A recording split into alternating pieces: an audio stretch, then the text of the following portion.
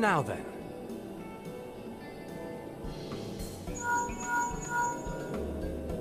Tis I. The situation may be more complicated than we anticipated.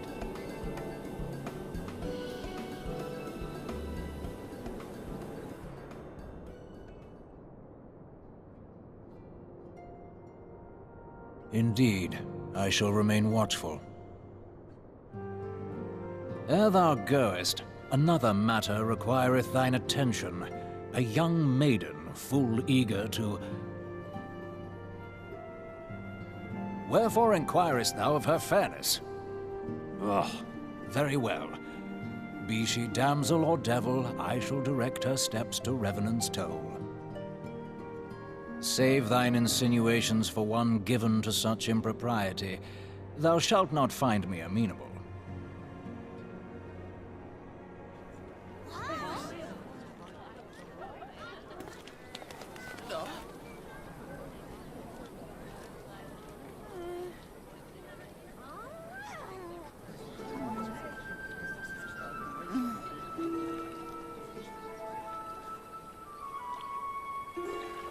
Far across the sea from the land of Domar have we traveled. We seek audience with the ruler of these lands. Who here speaks for you?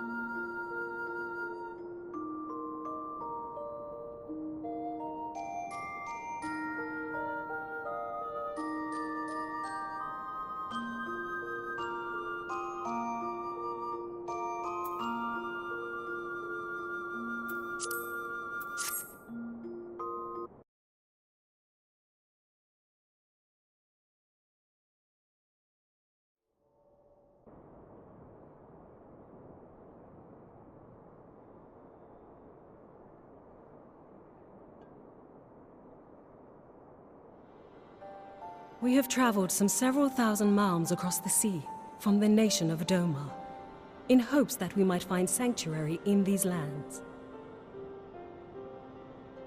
Sanctuary, Lady Yugiri?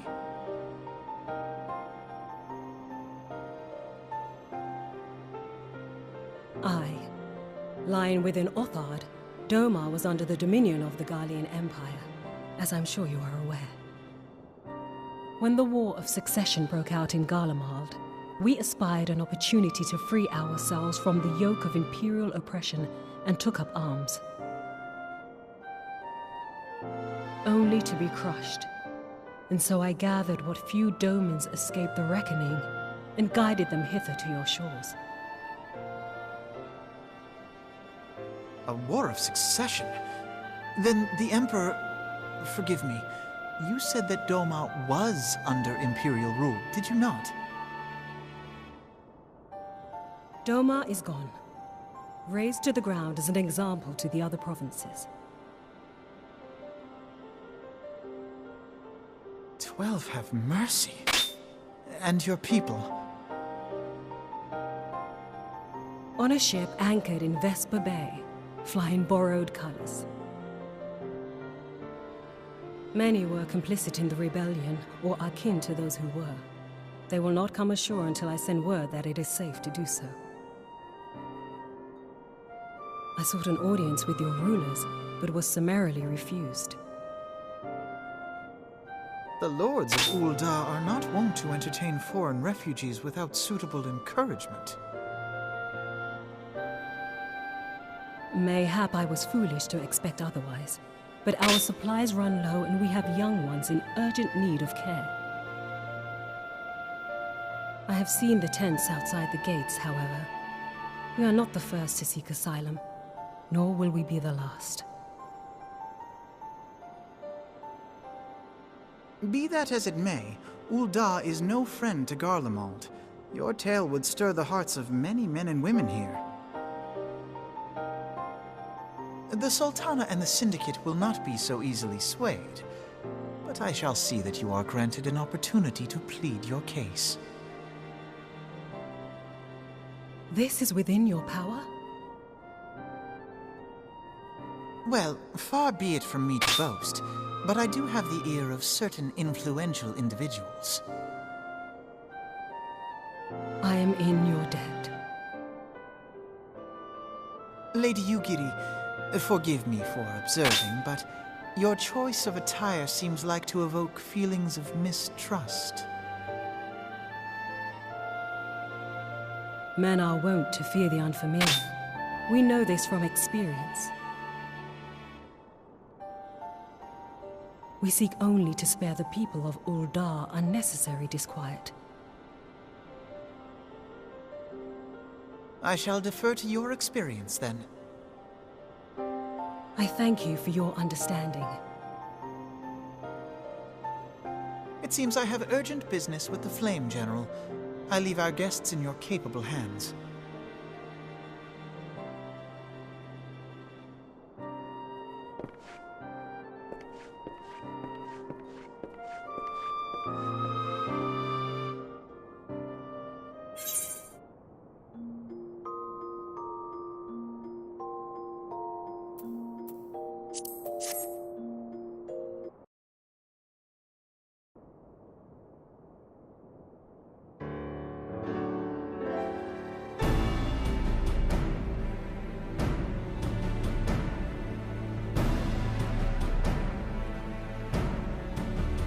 Yugiri of Domar, I'm honored to meet you at last, Your Grace. To mark this auspicious occasion, I should like to present to you the finest treasures our humble nation has to offer. Alas, the circumstances which have brought me here today have divested me of both time and dignity. I come before you as a pauper in direst need of aid, to request that you grant my people asylum. I, Nanamo, 17th in the line of Ul, welcome you to our city. Be at ease, Lady Yugiri. Although I myself have heard the tale of your misfortune, I would ask that you recount it once more for the benefit of the others here present. As you wish, Your Grace. For many years, my nation, Domar, suffered under the yoke of imperial rule, and my people yearned to be free. Thus, when a war of succession broke out in Garlemald, we sought to take advantage of the chaos and reclaim our liberty.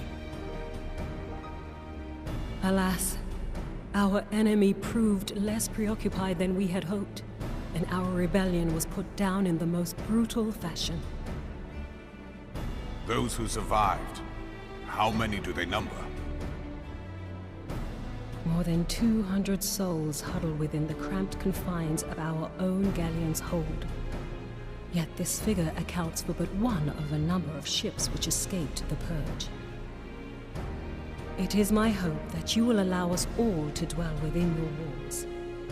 Should that prove unfeasible, however, I humbly ask that you accept as many of my people as your resources allow. Pray understand, we do not beg a boon, but propose instead an arrangement. We would serve as soldiers or tradesmen until our debt is repaid. What are the Syndicate's opinions on this matter? I, for one, think it's a marvelous idea. Lady Yugiri and her people strike me as an industrious lot, and there are parts of the city which have yet to be fully restored.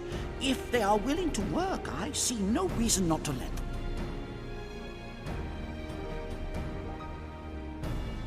The head of the Mirage Trust is not known for his generosity. He sees profit in this. I agree. That said, these are foreign refugees. To admit them would require a formal resolution. Shall we call a vote?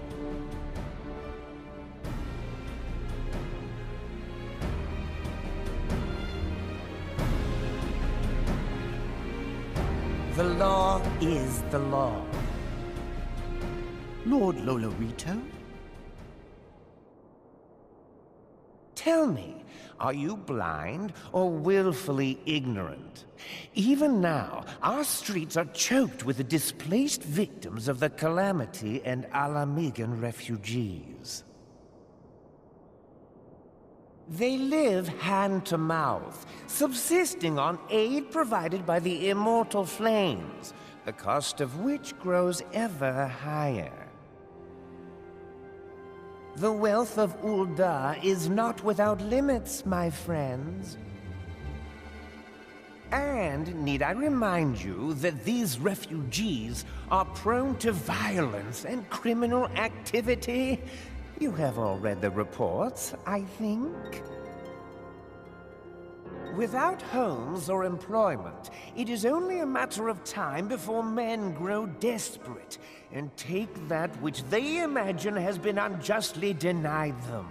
Yet, knowing this, you would have us swell their ranks.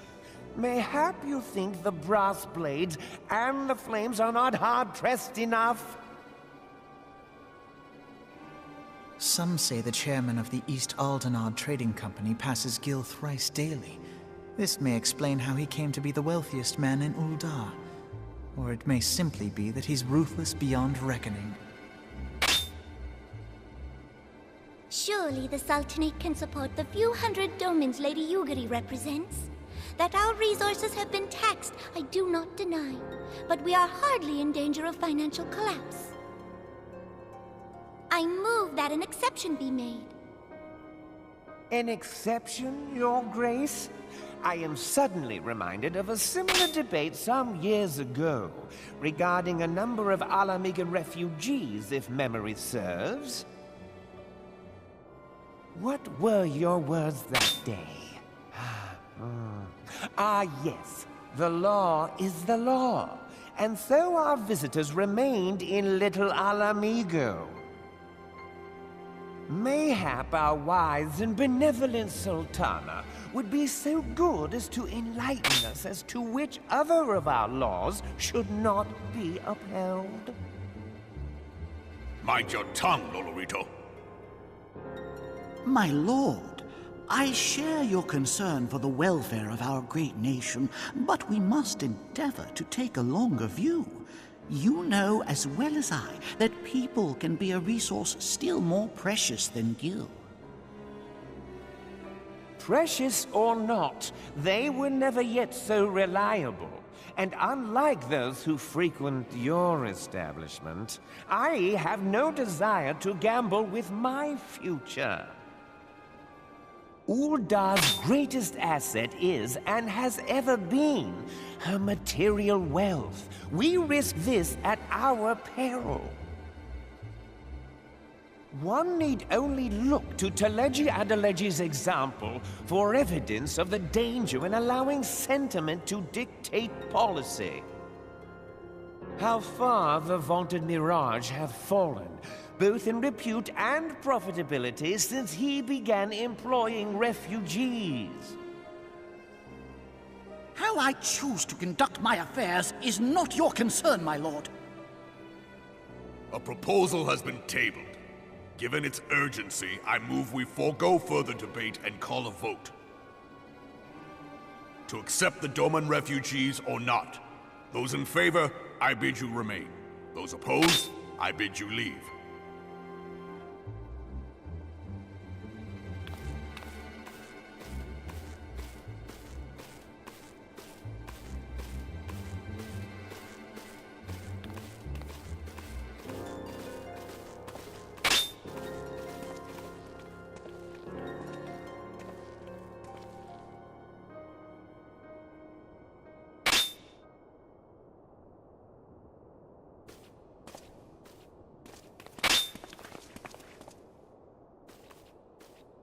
that it were within my power to welcome you and your people, Lady Yugiri. As you have observed, however, my authority in such matters is regrettably limited. Without the consent of the Syndicate, I cannot act. I understand, Your Grace, and I appreciate all that you have done on our behalf.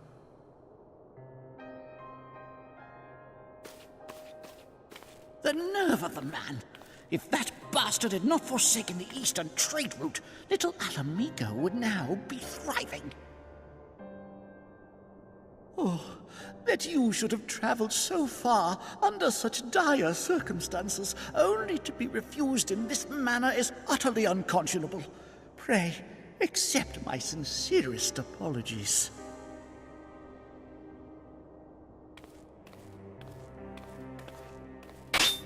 Now that the Empire no longer poses an immediate threat, they see little reason to maintain the pretense of unity.